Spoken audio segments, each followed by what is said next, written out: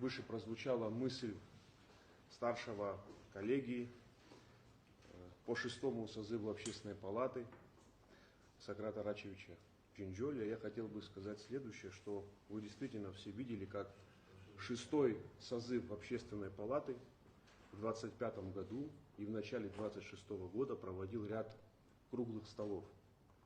И в марте этого года, нынешнего, провели мы гражданский форум, большой, впервые в Абхазии. Хочу заметить, что вопросы, которые мы подняли, были действительно, на наш взгляд, крайне важными в государстве. Это вопрос демографии, это вопрос развития сельских территорий. Но фундаментальным вопросом был вопрос конституционно-правовой реформы. Одним из ключевых сегментов той концепции, которую предоставила Общественная палата 6-го созыва, тех авторов, которые писали эту концепцию, был как раз-таки вопрос реформы избирательной системы и перехода на мажоритарно-пропорциональную систему выборов.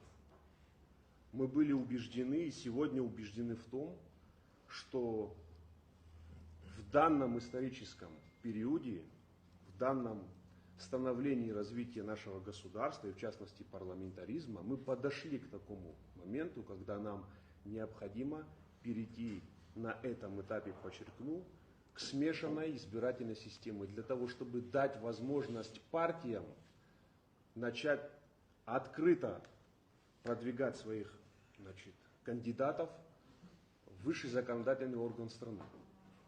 Мы говорили о том, что необходимо поменять принцип и порядок формирования парламента. И не просто так. Что это даст?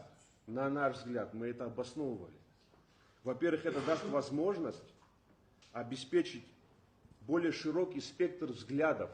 Вы сегодня подняли тему о том, что необходимо, чтобы были представители научного сообщества, врачебного сообщества, в том числе спортивного сообщества в высшем законодательном органе. Потому что они знают те процессы, которые происходят внутри этих сообществ, лучше, чем просто какой-нибудь человек, скажем так, который приходит с улицы в парламент. Почему нужна партийная система, чтобы она стала работать? Это, во-первых, структурирует сами политические процессы внутри государства. Это будет системный, последовательный, программный подход, а не ситуативное какое-то решение, которое действует в один период времени, который предлагает тот или иной депутат парламента. Здесь крайне важен именно вот такой подход, именно системный, последовательный подход. Это может обеспечить, конечно же, партия. Это совершенно другой уровень парламентаризма, парламента. Это совершенно другая политическая культура. И мы в этом абсолютно убеждены. Те люди, которые предлагали вот эту реформу. Конечно, здесь сомнений в этом нет.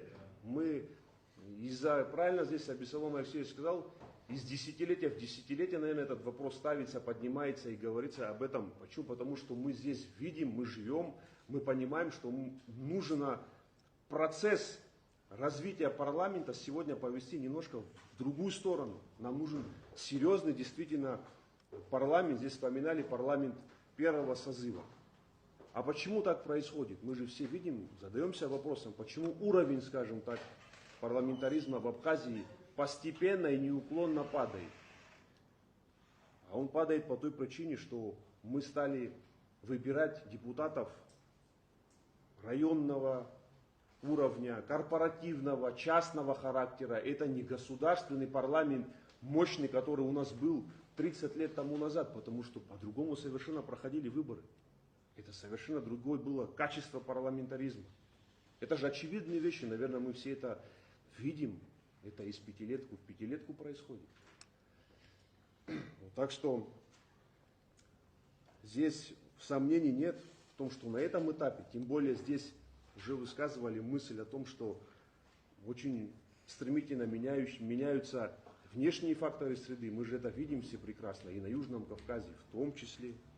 частью которого является Абхазия. Мы об этом тоже на форуме говорили, и что необходимо, конечно же, сделать так, чтобы парламент совершенно по-другому избирался, поменяв принцип и порядок формирования этого высшего законодательного органа. Как это сделать? Надо все вместе собираться, думать и решать вопросы.